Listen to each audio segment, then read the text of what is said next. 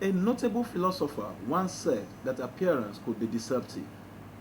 This dictum best describes the case of David Phillips, who hid under the guise of unemployment to carry out his 419 activities. A smooth operator whose modus operandi involves collecting passports and money running into millions of naira from his victims under the pretext of procuring American visas for them. Having earlier deceived the family of his wife that he was a medical doctor, which warranted their giving their daughter to him in marriage, he is finally in the police net. Find out more about his exploit only on Crime Fighters. My name is George Aiminoho, Assistant Commissioner of Police, Area Commander, Area D, Lagos State. We investigating a case of obtaining money under false pretenses, contrary to Section 419 of Criminal Code, involving one Dr. Phillips, Dr. D.D. Phillips, a medical officer attached to General Hospital, according to the ID card, and it's some complainants, men and women, reported to us that Dr. Phillips promised ferrying them to US, that he had a scholarship from the federal government as a doctor to school in US for some period. As a result, he has been given some allocation of going along with aides, the family and others. In view of that one, he promised as many as he was taking it to US. And the paid amount worth almost 3 million. The item recovered from him, one, this is a stethoscope purporting to be a doctor.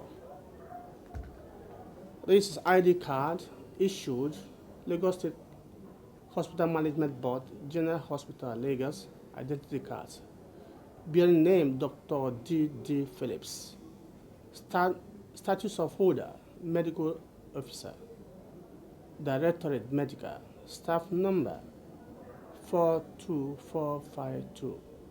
And during investigation, we were able to recover as much as 46 international passport cards. And some have a visa, purported visa, which are fakes. This is an example of the US visa issued. And we have so investigated that the doctor is not a medical doctor, and himself has actually accepted that he's not a medical doctor. So, what's your name? I'm David Phillips. Where do you hail from? I'm from River State, Port Harcourt, Buguma. So, what do you do for a living? For now, nothing. So, why were you brought to the station? Why were you arrested? I was involved in an OBT act. What was the OBT Act? It's obtaining by trick. So, why did you get involved in such an act?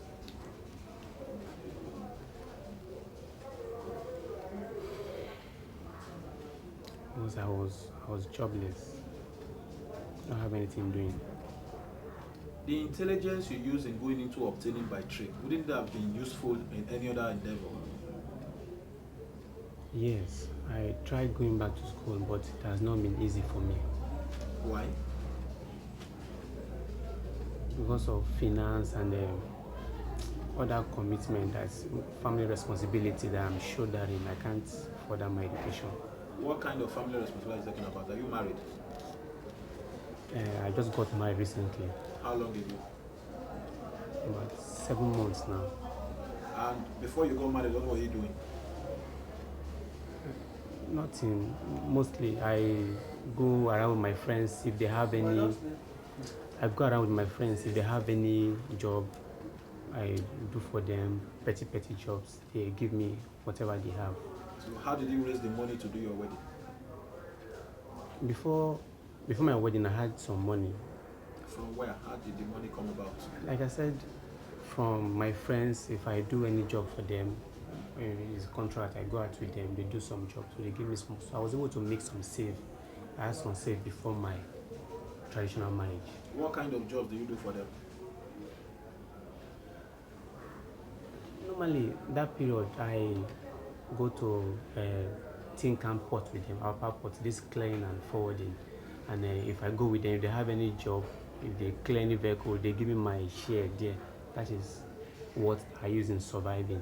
Is it actually clearing vehicle, or they were involved in dubious activities at the No, port? it was clearing vehicle at the port. So why didn't you stick with that? Why didn't you stick with them? Why move into obtaining by trade? I don't even know how to say the responsibility was so much, so I had to really go into so many dubious acts. Does your wife know you do such things? No, she does not. Now, how did you get involved in this obtaining by trade?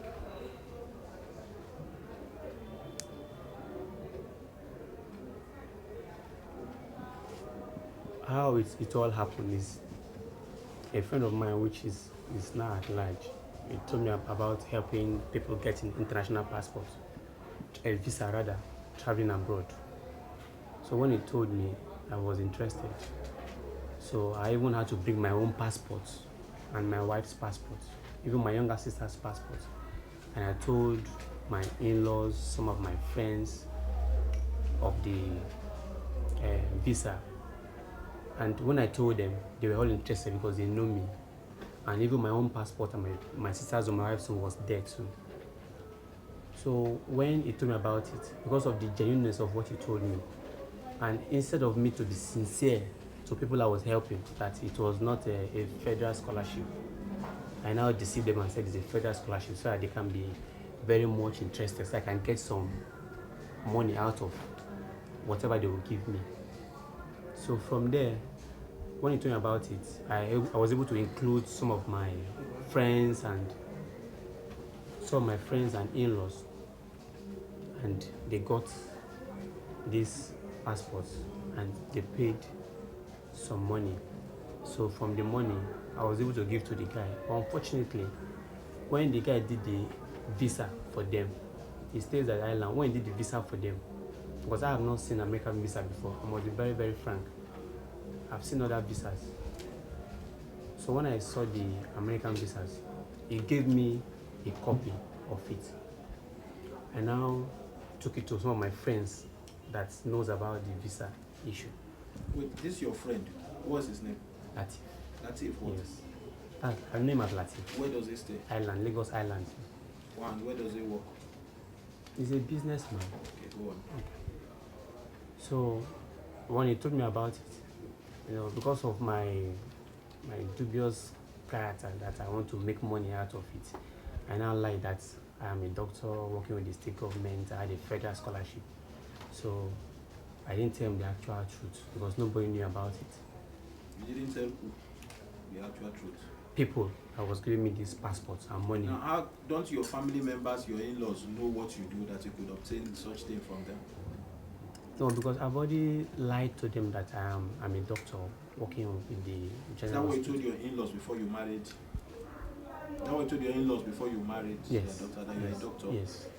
So even before your marriage, you have been involved in dubious maneuvers, mischievous moves? No, not really. I have not been. You said you told your family, your in-laws, that you were a Yes. doctor before you married Yes. their daughter, Yes. which means even before your marriage, you had already been making some moves. No, it was only in this aspect concerning my in-laws. I told them I'm a doctor, but I've not been involved in any. So why did you tell your in-laws you were a doctor when you were not a doctor before you married their daughter? Like I've said before, they were all selfish pride. All selfish pride. How did you come about the ID card?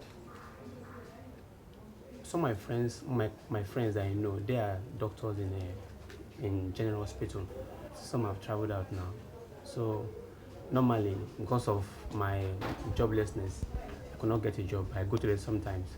So most times when I go to them, because I went to school, primary school. I went to primary school, went to secondary school.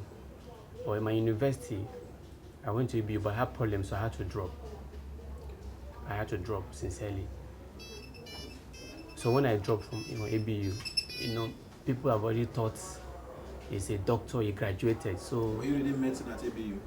yes, in my second, third year, I had problems, so I stopped. What kind of problem did you have? It has to do with exam malpractice. I wrote exam for somebody, so they caught me and I was expelled from the school. I wrote exam for somebody, so I was expelled from the school.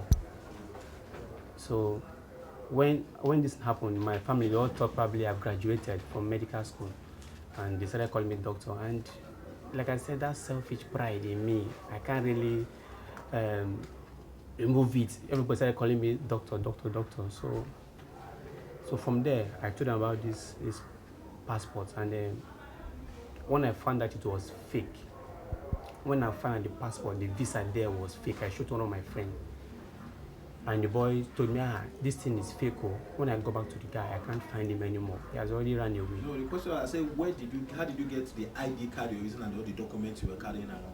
I said it's from the hospital. How did you get it from the hospital? There, for the few time I go to my friends there, my friends, some of them they are doctors. They are really doctors.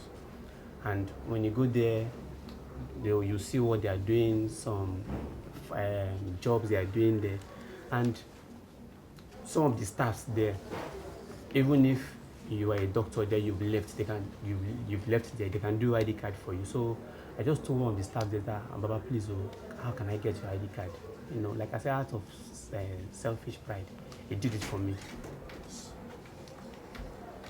So he got you the ID card? Yes. Now, who is this Baba that got you the ID card? I don't know his name, but I know him very well. But I don't know if he's still there because he gave it to me. I think it's been long, about last year, or I think last year. So you have been in this for over a year? Yes, but not duping people. It was the ID card that he gave to me. Good. Now, the passports and the money you collected, what have you been doing with this money? Sincerely, from my heart, because I know everything I'm saying now is the truth. Because I know it's only the truth that can set me free now, no matter what. The money didn't come in bond. That is in 200s, in 500s, or in 300s. It comes in 50s and in 100s. So when this money comes, if I give this guy the money to do the visa, I take my own share. So from there, I use money to do, like I said, some pressing family problems that I have. You said something about extravagant life. What were the extravagant? What were the things you were buying? What kind of life were you living? Life are you talking about? When the money comes, like I said, it comes in bits. I spend. Spend on what? That's what I want to know. Have you bought a land? Have you bought a house? Do you have a car? I have a car. I have 2 cars. I bought one for my father-in-law, bought one for myself. Then what kind of cars are we talking about? Mitsubishi Galant, then Nissan Sunny. Then the land too, the house that I said I bought was fake. You know, just selfish pride, like I said earlier, was not authentic. Now, look, this certificate of occupancy, how did you come about it? It was the same guy that did this passport for me. The same person that did this thing for me. How much does it cost you how much did it cost you to do that fake certificate of occupancy?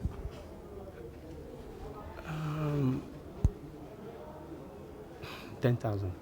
10,000? Yes, 10,000. Why did you have to do this? What were you intending to use it for?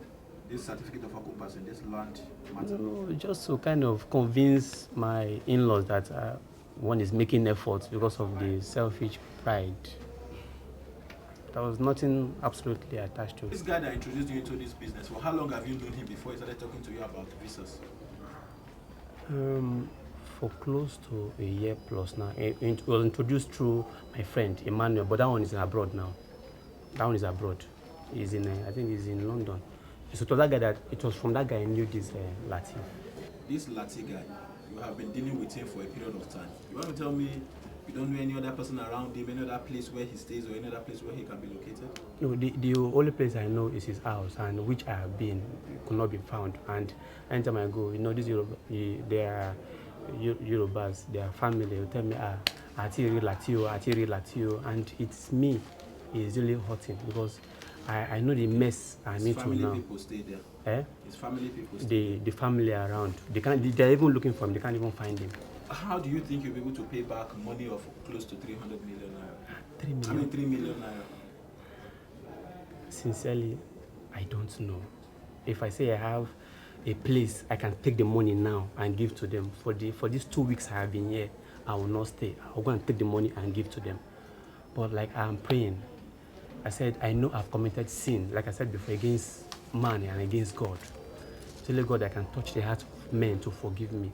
And I know I don't want to get into any dubious character anymore, duping people to pay this person. But if they can give me little time, little by little, if I get a job, if it's a driving job, I can get a job, little by little pay, because I know I'm owing and I will not run away. What does your wife do? My wife, before I met her, she works there as their representative. She's a graduate? Yes. Now, when you wanted to marry her, you told her you were a doctor? Yes. And from then till now, she didn't find out that you were not a doctor? No, she did, because She found out before or after the marriage? she found out after the marriage, because when we are cutting, we just cutting for a few times. Like I said, from General Hospital there, my friends are there, they are doctors.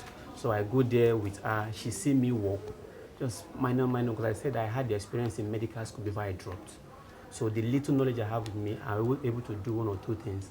You know, she believed I was a qualified or a graduate medical doctor. So when she then discovered that you were lying to her, what happened? It wasn't easy. Sincerely, it wasn't easy. Now, when you were going into this act, what was at the back of your mind?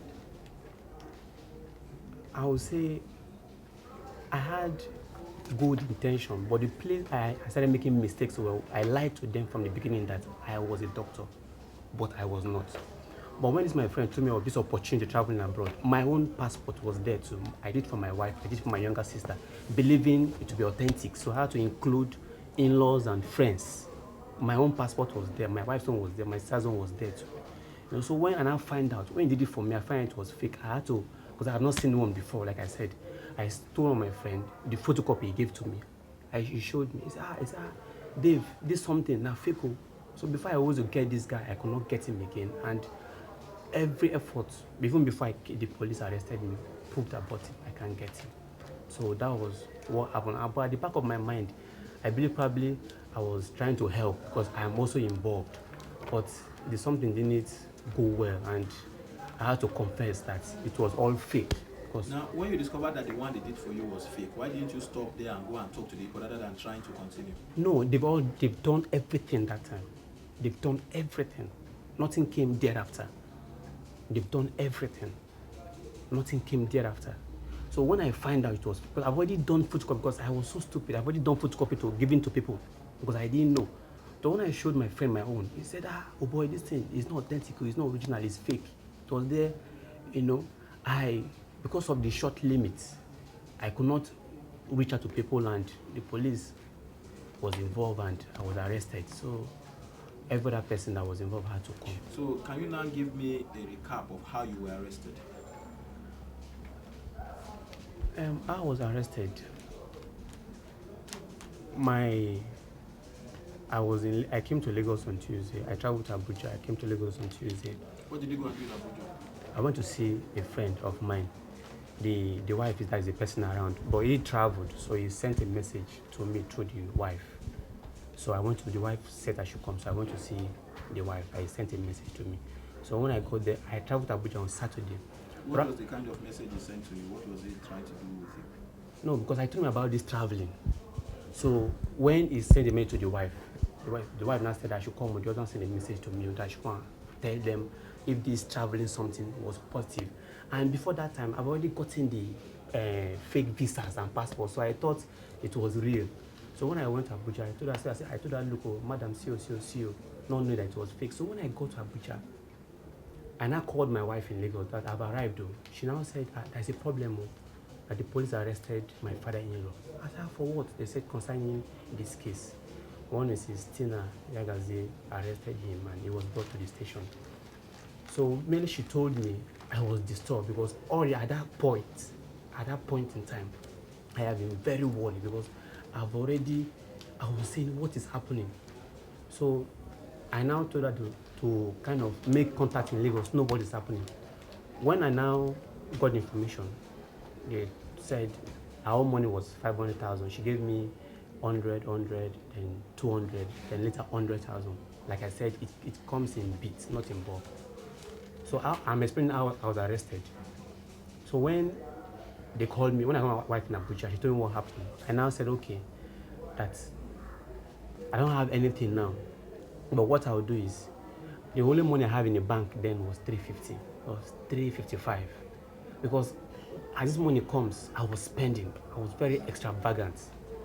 And the little money I was able to save, I just kept it. So that Saturday, I got some money. I sent the money through Abaka airline, through my brother-in-law,